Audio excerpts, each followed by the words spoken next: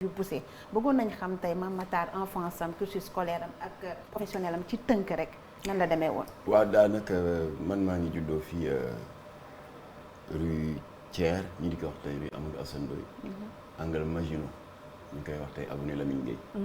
voilà ci kër gi sës rek ak Zawiya Seydi Hadji Malick Sy à quelques 200 mètres pharmacie Guigon ak marché Sandaga kon c'est au cœur même du centre-ville. waaye du Dakar Plateau.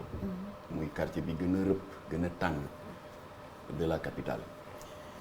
yàlla musal nañu nag ba mucc nañ ci tentation yëpp parce que xam nga foofu moom baar yeeg prostitution bi yamba bi. drogue bi voilà. yàlla musal ñu ci parce que dañu sës rek ak jàkk ji ba pare amoon benn daara alxuraan. boo xam ne c'était un passage obligé pour ñun ñi fa juddoo ñëpp. c'est-à-dire maître Mame Adama Gueye parce que suñu ñaari bàyyi bokk ndey ak bàyyi. Abdou Latif Gueye ak ñeneen ñun ñëpp fa la ñu jàngee. alors bi dugg école jotee maa ngi defee sama primaire école Kléber foofu ci weti cathédrale sama cycle secondaire maa ngi ko defee lycée technique Maurice Delafosse bi ma jeexalee sama cycle secondaire nag mu amoon ay bourses yu gouvernement du Sénégal def annonce ci Soleil ne ACCT moo koy maye. ACCT agence de coopération culturelle. Voilà, c'est l'ancienne appellation de l'OIF, Organisation internationale de la francophonie. Mais il n'y avait que 50 bourses pour des centaines de candidats. Ñu soumettre ñu à un concours yàlla def sutura maladie jàll. ñu daal di ñu répartir en 3 groupes. ñi nga xam ne dañ jëloon option BTP donc travaux publics ñu yóbbu leen Maroc. ñi jëloon option aéronautique ñu dem Luxembourg ak Allemagne ñi jëloon option nouvelle technologie comme man j'étais toujours passionné par le NTIC ñu yóbbu ñu Bruxelles. alors foofu nag fréquenté naa fa ñaari école institut belge de programmation ensuite école supérieure d'informatique et de gestion. alors ba ñu jeexalee ñu defi benn stage professionnel à l'IAI institut africain d'informatique bi nekk Gabon.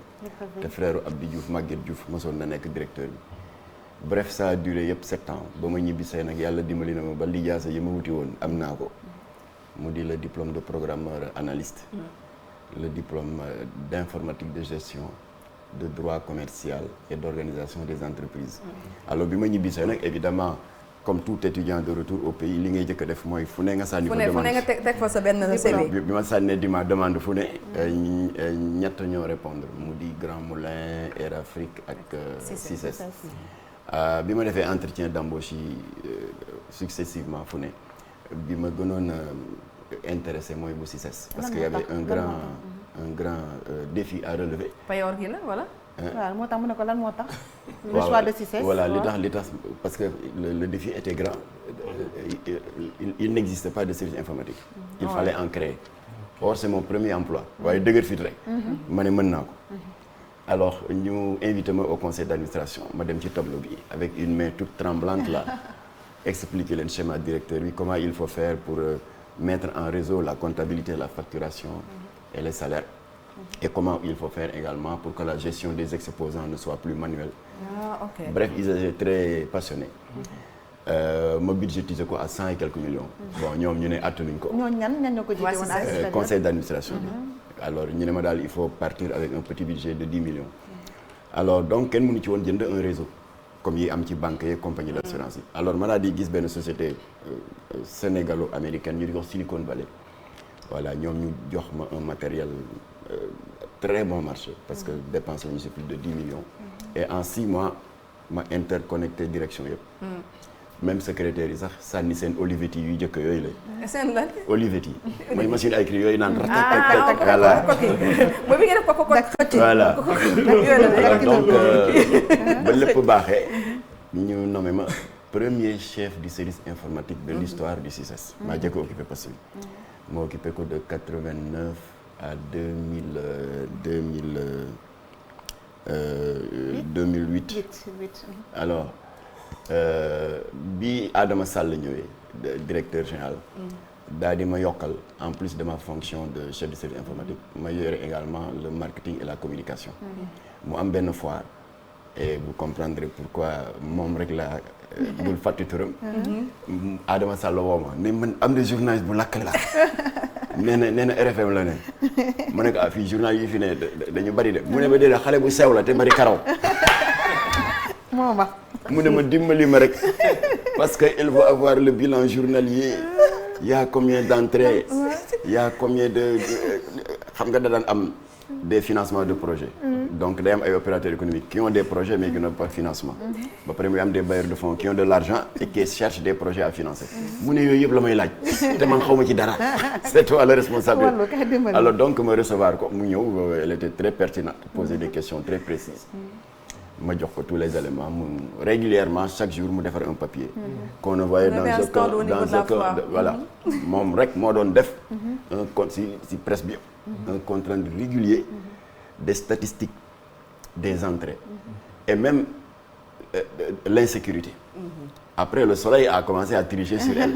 naan waaw tey gendarmerie jàpp na ñaari sàcc ñaari pickpocket et cetera alors foofu laa ko jëkkee xam moo tax nag du ma ko gaaw dafa doon liggéey mais léegi damaa lâché voilà léegi nag comme que patronne la léegi elle a pris du poids boobu sew la woon alors léegi nag ba alternance amee Abdoulaye Wade jël pouvoir et comme il avait promis dafa ne woon bu jëlee pouvoir il va responsabiliser ses alliés c'est ça ñun ñu ko jàppale woon au deuxième tour face à Diouf mu responsabiliser ñu nommé Iba Der Thiam vice-président Assemblée nationale dem si yàlla si Cheikh Abdoulaye Dièye PCA SONED ou quelque chose comme ça Latif Gueye ñu nommé ko président de l'organisation humanitaire l'Afrique et l'Afrique man ñu nommé ma PCA du CICES alors ma ne Abdoulaye Wade da nga ma nommé PCA lu tax doo ma génne CICES yóbbu ma feneen parce que fii gars yi yàpp nañ ma ba noppi et puis délégué du personnel là en même temps que chef de service informatique dafa miinoon daal kon su ma jógee nekk seen patron day xaw compliqué nekk PCA mu ne ma non j'ai un projet de privatisation du CICES te yow xam nga kër gi def nga fi 19 ans alors kon je pense que tey bu ma la nommé PCA vraiment gisuma la personne la mieux indiquée pour conduire ce projet alors donc ma occupé poste PCA bi de 2008 ba deuxième alternance bi en 2013 Macky Sall la ñëw léegi mu am des gens de l'APR qui ont commencé à faire le tour des PCA yi Abdoulaye Wade nommé woon parce que man ak kii ñoo bokkoon degré de nomination Massaly ñu Massaly waaw bu Thiès kii Omar Ndiaye ñu nommé ko ASER agence sénégalaise de non ONAS office national de l'assainissement Serigne Mboup ñu nommé ko Petrosen man ñu nommé woon CICES et cetera alors ñoom ñu ñëw voilà bon on est en train de faire le tour kii waaw léegi daal ndox xaaral ñu ne ma voilà am na ñoo xam ne waxtaan nañu ak ñoom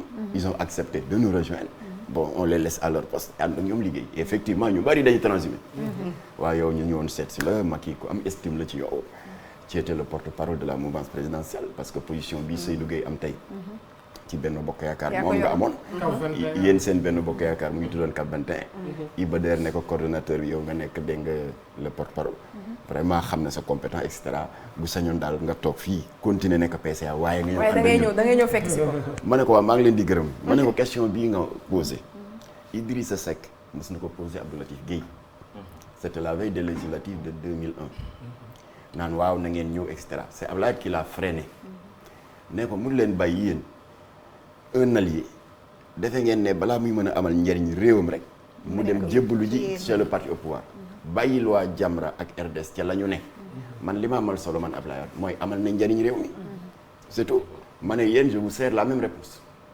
je reste Jamra je reste RDS si ça vous convient ñu ànd liggéey sinon amul benn parti politique bu am maxaama wu may dem di ko jébbalu ji sama jë bii suñu borom subhanahu rek laa koy tëgal du keneen ñu ne ah waaw prévenir woon nañ la en tout cas def nañ suñu kii effectivement